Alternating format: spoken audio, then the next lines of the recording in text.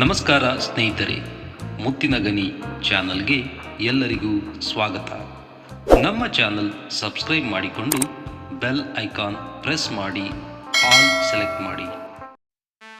ನಮಸ್ಕಾರ ಪ್ರೀತಿಯ ಯೂಟ್ಯೂಬ್ ಪ್ರೇಕ್ಷಕರೇ, ಇಂದಿನ ಮುತ್ತಿನ ಗನಿ ಚಾನಲ್ನಲ್ಲಿ ನಾವು ಕೇಳಲಿದ್ದೇವೆ ರಾಮಾಯಣದ ಒಂದು ಅತ್ಯಂತ ಅಪರೂಪದ ಶ್ರದ್ಧಾಭರಿತ ಹಾಗೂ ರೋಮಾಂಚನಕಾರಿ ಅಧ್ಯಾಯ, ಸೀತೆಯ ಸ್ವಯಂವರ ಕತೆ.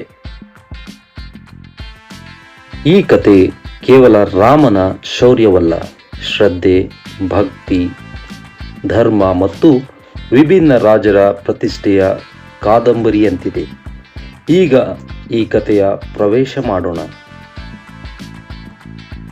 ವಿದ್ಯಾಧರಿಯಂತೆ ಬೆಳೆಯುತ್ತಿದ್ದ ಸೀತೆಗೆ ಸಣ್ಣ ವಯಸ್ಸಿನಿಂದಲೇ ವಿಶಿಷ್ಟ ಶಕ್ತಿ, ವಿದ್ಯೆ ಮತ್ತು ತಾತ್ವಿಕತೆ ಇತ್ತು. ಆ ವೇಳೆ ಅವರಿಗೆ ಋಷಿಗಳು ಸಲಹೆಯನ್ನು ಕೊಟ್ಟರು. ಶಿವನ ಬಿಲ್ಲು ಇಟ್ಟು ಅದನ್ನು ಎತ್ತಬಲ್ಲವನಿಗೆ ಸೀತೆಯನ್ನು ವಾಗ್ದಾನ ಕೊಡಿ ಎಂಬುದು.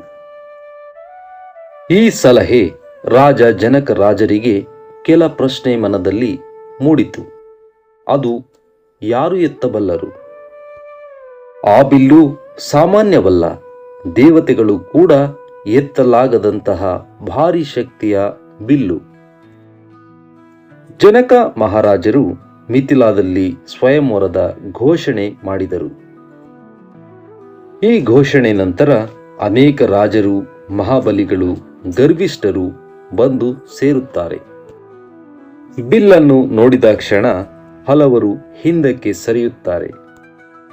ಇದರಲ್ಲಿ ಭಾಗವಹಿಸಲು ಅಯೋಧ್ಯದ ರಾಜ ದಶರಥನ ಪುತ್ರರಾದ ಶ್ರೀರಾಮ ಹಾಗೂ ಲಕ್ಷ್ಮಣ ಗುರುವಿನವರ ಜೊತೆ ಮಿಥಿಲೆಗೆ ಬರುವರು. ಬಂದಿದ್ದ ವರರು ಬಿಲ್ಲನ್ನು ಎತ್ತಲು ಮುಂದಾದರು. ಕೆಲವರು ಹಿಂದೆ ಸರಿದರು.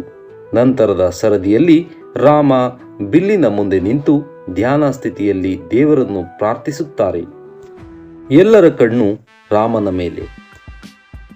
ರಾಮನು ಶಕ್ತಿಯಿಂದ ಬಿಲ್ಲನ್ನು ಎತ್ತಿ ಸಜೀವವಾಗಿ ಬಿಲ್ಲನ್ನು ಕಿತ್ತು ಅದನ್ನು ಮುರಿಯುತ್ತಾರೆ.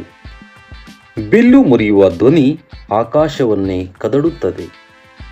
ಅದೇ ಕ್ಷಣ ದೇವತೆಗಳು ಪುಷ್ಪವೃಷ್ಟಿ ಮಾಡುತ್ತಾರೆ.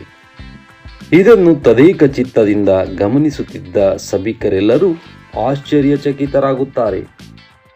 ಆಗ ಜನಕ ಮಹಾರಾಜರು, ಇವನು ಧರ್ಮಪಾಲಕ, ಶಕ್ತಿಶಾಲಿ, ಸೀತೆಯ ಅರ್ಹ ವರನಾಗಿ ರಾಮನನ್ನು ಆರಿಸುತ್ತೇನೆ ಎಂದು ಘೋಷಿಸುತ್ತಾರೆ. ರಾಮ ಸೀತೆಯ ವಿವಾಹ ಮಹೋತ್ಸವವನ್ನು ಅದ್ದೂರಿಯಾಗಿ ಆಚರಿಸಲಾಗುತ್ತದೆ. ಅಯೋಧ್ಯೆಯಿಂದ ದಶರಥ ಮಹಾರಾಜನು ಕುಟುಂಬದೊಂದಿಗೆ ಆಗಮಿಸುತ್ತಾರೆ. ಭರತ, ಶತ್ರುಘ್ನ, ಲಕ್ಷ್ಮಣ ಎಲ್ಲರಿಗೂ ಮಿಥಿಲಾ ಪುಣ್ಯಭೂಮಿ. ಹೀಗೆ ವಿವಾಹ ದಿನ ವೇದಘೋಷ, ಪುರೋಹಿತರ ಶ್ಲೋಕ, ಸೀತೆಯ ಲಜ್ಜಾವನತ ಮುಖ, ರಾಮನ ಶ್ರದ್ಧಾಪೂರ್ಣ ನೋಟ ಇವೆಲ್ಲವೂ ಅದ್ಧೂರಿಯಾದರೂ ರಾಮ ಸೀತಾ ಮಾತೆಯ ಪವಿತ್ರ ಪ್ರೇಮದ ದೃಶ್ಯ ಅಮರ. ಸೀತೆಯ ಸ್ವಯಂವರ ಕೇವಲ ಒಂದು ವಿವಾಹ ಕಥೆಯಲ್ಲ, ಅದು ಧರ್ಮ, ಶ್ರದ್ಧೆ ಮತ್ತು ಶಕ್ತಿ ಜೊತೆಗೆ ಗೌರವ, ಸಮ್ಮಾನ ಮತ್ತು ಪುಣ್ಯದ ಸಂಕೇತ. ರಾಮನು ಕೇವಲ ಬಿಲ್ಲನ್ನು ಮುರಿದವನಲ್ಲ, ಅವನು ಧರ್ಮದ ಮೇಲೆ ನಂಬಿಕೆ ಇಟ್ಟು ಸಾಧಿಸಿದವ. ಸೀತೆಯ ಸ್ವಯಂವರ ಈ ಕತೆ ನಿಮಗೆ ಇಷ್ಟವಾಯಿತೇ? ಕಮೆಂಟ್ ಮಾಡಿ ತಿಳಿಸಿ. ಮತ್ತಷ್ಟು ಪೌರಾಣಿಕ ಕಥೆಗಾಗಿ ನಮ್ಮ ಚಾನಲ್ ಅನ್ನು ಲೈಕ್ ಮಾಡಿ, ಶೇರ್ ಮಾಡಿ, ಸಬ್ಸ್ಕ್ರೈಬ್ ಮಾಡಿ. ಧನ್ಯವಾದಗಳು. ಜೈ ಶ್ರೀರಾಮ್.